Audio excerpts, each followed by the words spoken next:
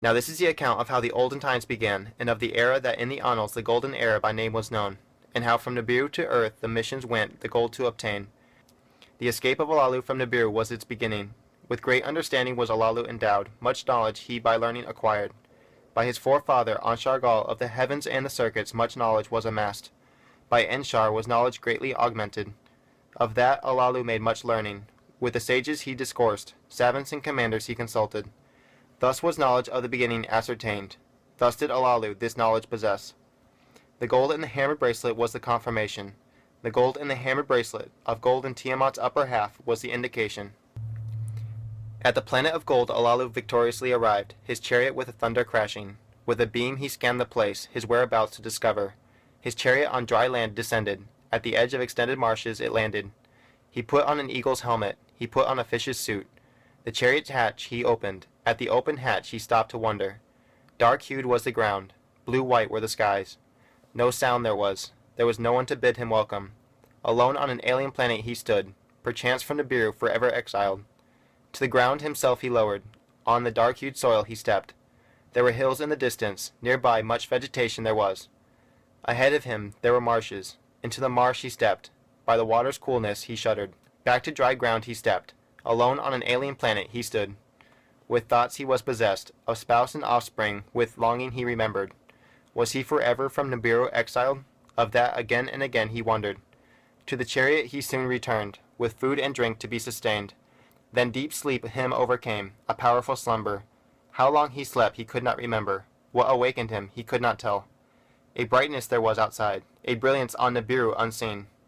A pole from the chariot he extended, with a tester it was equipped. It breathed the planet's air, compatibility it indicated. The chariot's hatch he opened. At the open hatch he took a breath. Another breath he took, then another and another. The air of Ki indeed compatible was. Alalu clapped his hands. A song of joy he was singing. Without an eagle's helmet, without a fish's suit, to the ground himself he lowered. The brightness outside was blinding. The rays of the sun were overpowering. Into the chariot he returned. A mask for the eyes he donned. He picked up the carried weapon. He picked up the handy sampler. To the ground himself he lowered. On the dark-hued soil he stepped. He made his way toward the marshes. Dark greenish were the waters. By the marsh's edge there were pebbles. Alalu picked up a pebble. Into the marsh he thrust it. In the marsh a moving his eyes glimpsed. The waters with fishes were filled. Into the marsh the sampler he lowered, the murky waters to consider. For drinking the water was not fit, Alalu greatly disappointing. He turned away from the marshes. In the direction of the hills he went. He made his way through vegetation. Bushes to trees gave way. The place was like an orchard. The trees with fruits were laden. By their sweet smell enticed, Alalu picked up a fruit. In his mouth he put it. Sweet was the smell. Sweeter the taste was. Alalu greatly it delighted. Away from the sun's rays Alalu was walking. Towards the hills he set his direction. Among the trees a wetness under his feet he sensed, a sign of close-by waters. In the direction of the wetness he set his course. In the midst of the forest there was a pond, a pool of silent waters. Into the pond the sampler he lowered. For drinking the water was good. Alalu laughed. An unstopping laughter seized him. The air was good. The water for drinking was fit. There was fruit. There was fishes. With eagerness Alalu bent down. Together his hands he cupped. Water to his mouth he brought. A coolness did the water have. A taste from Nibiru's water, different. Once more he drank. Then with fright he asunder jumped. A hissing sound he could hear. A slithering body by the poolside was moving. His carried weapon he seized. A blast of its ray toward the hissing sound he directed. The moving stopped. The hissing was ended. To examine the danger Alalu stepped forward. The slithered body lay still. Dead was the creature, a sight most strange. Like a rope its long body was. Without hands or feet was the body. Fierce eyes were in its small head. Out of its mouth a long tongue was sticking. A sight on Nibiru never beheld it was. A creature of another world. Was it the orchard's guardian? Alalu by himself pondered. Was it the water's master? Himself he asked. In his carried flask he some water collected. With alertness to the chariot he made his way.